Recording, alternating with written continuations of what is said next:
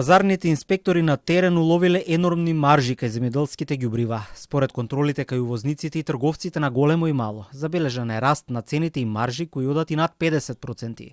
На одите се дел од анализата на Државниот пазарен инспекторат, а тој документ е основа за мерки на владата, кои стапуваат на сила од денеска, па се до крајот на мај.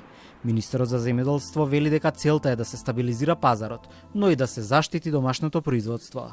Зависно од компанијата варираат маржите кои што се употребени и на големо и на мало, меѓутоа може да зависи од компанијата да се движи од 15-16% до некои 40, 50 и 60%.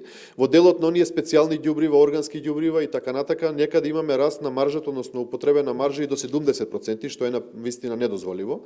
Практично со овие две одлуки и во согласно со самите компании кои што се одржа состанокот во Министерството, се донесе еден заедничка одлука да се ограничат маржите на малопродажба и големопродажба на основните ѓубрива за 5%, односно на овие специјалните до 10% во делот на продажбата.